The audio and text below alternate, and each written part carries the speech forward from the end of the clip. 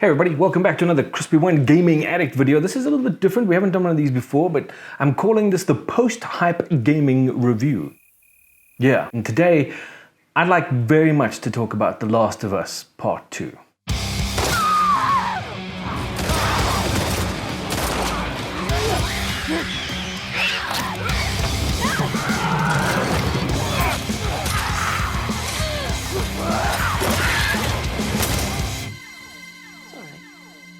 Everybody does it. Let me start by saying that I am an unabashed total fan of the original The Last of Us. So much so that when the remastered edition was released on PS4, I went and bought that too, even though I had the original disc for the PS3 sitting on the shelf anyway, and I played it again on PS4. And this may sound a little strange, but it's kind of become a December thing in my family because my wife loves to watch me play the game. That's how good it is. And so just before Christmas every year, I have to replay The Last of Us, which I really don't mind doing because I really love Naughty Dog's exceptional title, The Last of Us. So I think we kind of know where I stand in terms of this particular series. But this video is not about that original game. This is about the sequel, The Last of Us Part 2. There are spoilers ahead, so if you don't want the game spoiled, then stop watching right now and go play the game for like the 29 hours that it takes to play finished, because you really should. It's just one of those things. So you've been warned. Spoilers coming up. There's been so much said about this game on the internet that it's hard to not want to start by talking about those rantings, but I'm going to try to anyway. Before the game was released, I tried very hard to steer clear of everything the internet was saying about the game because I didn't want my perception of the game influenced by anything. I wanted to come into this one when I could find the time to play it as clean as possible. I did, however, watch the official stuff that was released by Naughty Dog. So the original teaser. There was also the cutscene that they released about this blonde girl who was about to be hanged by some weird cult and then rescued by a young Asian fellow with a bow who came out and saved the day and everything. And I thought, wow, that's cool, new characters, or just a cutscene that we're gonna see somewhere in the game, and that's, that was pretty cool. Loved the style. I thought the game looked a bit grittier, darker, and so I was looking forward to that. I also was a little concerned that Joel and Ellie were not featured in the scene, but again, it was just one of those things. It was something, that we had to get used to. And then, of course, the official trailer came out, and it was the scene where Ellie and Dina kiss. Some of the stuff that got said on the internet that I read afterwards was all about Naughty Dog pushing a gay and lesbian and agenda and all that kind of stuff. And to be honest, really? Because for those of you who didn't know that Ellie was gay, all you got to do is go back to the first game, download Left Behind, which is the DLC that features Ellie's first sort of run-in on her own with the infected. It's where she gets bitten and finds out she's immune for the first time. It's also where she has her first love interest in her best friend, a girl named Riley. So it wasn't a surprise that Ellie was gay. Let's not pretend any differently, seriously. I love the trailer, the gameplay footage that we saw at various events showing Ellie on the rampage. This too, however, seeing Ellie on a rampage teased at the idea that there would be something that set her off, something big. And the fact that Joel wasn't seen in the gameplay footage, only teased at in the trailer, also was an indicator of just what that inciting incident might be. So let's not play stupid here. Naughty Dog kind of told us it was coming. What Joel, the players, did at the end of the first game must have cost hundreds of thousands of lives, if not millions, and karma is a bitch. So don't play coy. Say anything about not killing off a major character simply because fans don't want him to die. I didn't want him to die, but he did. And I think even he knew it was coming. Doesn't make me like it anymore, especially the way he died. Please stop. Please don't shoot. Joel, please get up. I mean, I was ready to reach through the screen and strangle Abby, the blonde-haired girl from the cutscene where she was getting hanged, was saved. It's very clever. With my bare hands, I wanted to kill her. I literally wanted to kill her because I loved Joel and I wanted revenge. Here's where we associate most with Ellie, who sees this act of violence as being perpetrated by some kind of monster who must be put down. Is he still in the fucking building?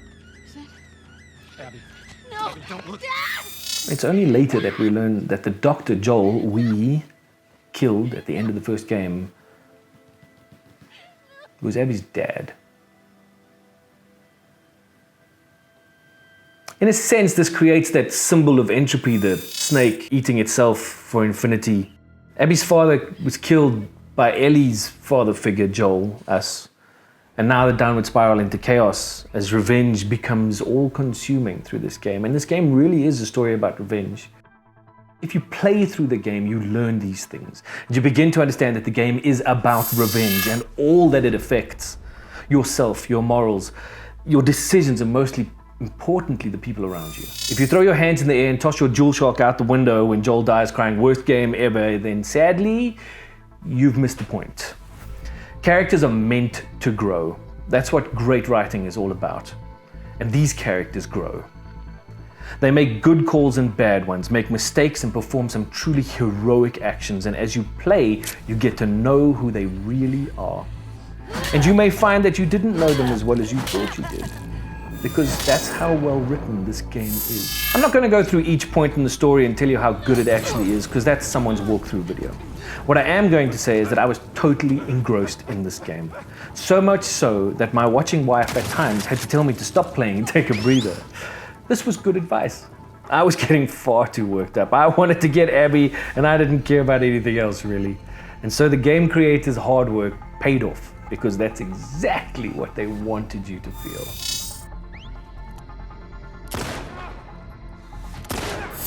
And then they flipped the whole thing on its head. You killed my friends. We let you both live. And you wasted it. You have to play as Abby. I mean, what the? You know what I'm saying? What the?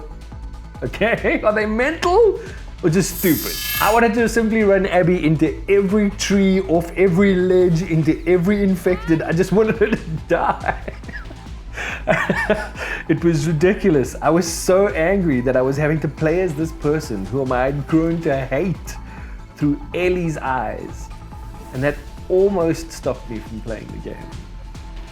But again, that was the point, right? Through Ellie's eyes. To Ellie, Abby was the monster. And to Abby, that had been Joel. Long story short, I played as Abby. I got to know her. I almost felt I could have liked her. And then I had to freaking fight Ellie. The writing of this emotional roller coaster is superb, because once again I wanted to simply drop my controller and walk away.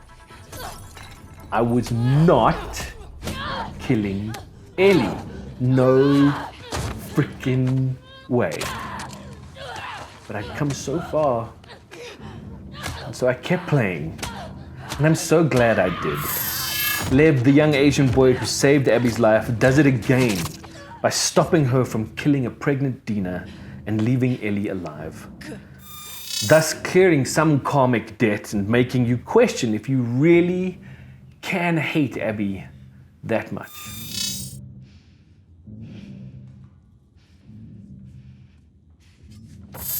The pendulum swings so often in this game that you have to stay 100% focused, or you may actually just lose it. Ellie and Dina, a family, it's great! For the first time in the series, a truly happy moment. But only a moment.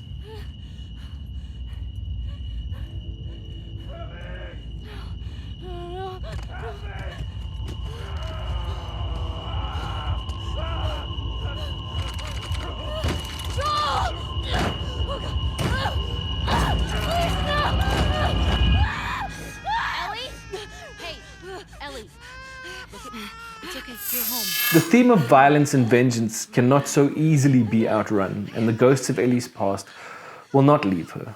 PTSD is a real thing, and I reckon that they worked it into this game specifically for Ellie.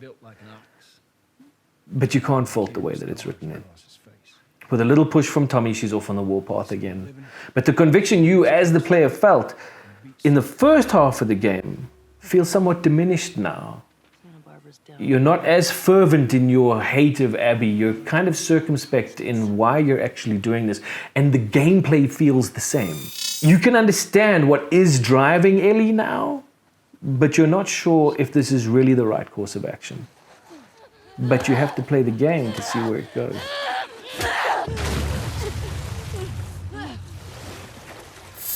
And then you have to confront a lesser version of Abby in the final showdown, and I really didn't want to. After everything Ellie and Abby have been through, I really didn't want to kill Abby. Or have Abby kill Ellie. It was very difficult to play from an emotional point of view. But what a payoff. In those final moments, Ellie learns who she really is and what she's really capable of, and she understands that Joel will never leave her, and that he would have wanted her to not do this and to move on with her life, to let it go. It's incredibly cathartic, like incredibly as a player. I mean, when the scene was over, I dropped my controller, put my hands in my hair, and I was just like, oh, wow. I love this game, everything about it. It's a must-play for any serious gamer, and it's one that goes right to the top of my favorites list, right next to the original. Oh, and the moth touch is genius, just plain genius. If you don't know what I'm talking about, go play the game again and pay very close attention to the doodles that Ellie makes in her journal throughout the game. You'll see what I mean. Other than that, this is my opinion. And we're all entitled to one. But don't let other people dictate your thoughts about something. Check it out for yourself before you judge or criticize it. And then when you do, make sure you're being honest about it. I personally think that the internet backlash within the first 24 hours of the game's release was disgusting. Especially since it takes about 28, 29 hours to play the game finished, and a great number of the worst reviews came out when their authors could only have played about 2 to 4 hours of the game. I think that if most of the people who ranted just took a moment and thought about it, they'd realize that Naughty Dog have produced one of the finest games of the last 10 years. And they pretty much let us fans know beforehand that we were going to have a very different game experience, and we were going to lose someone we loved, which shouldn't have come as a surprise. May your survival be long. Bring on The Last of Us Part 3. I may not be ready, but damn, I'm keen. Thanks so much for watching. If you enjoyed this video, leave a like, subscribe so that you don't miss anything, and ring that bell for notifications. So until next time, peace.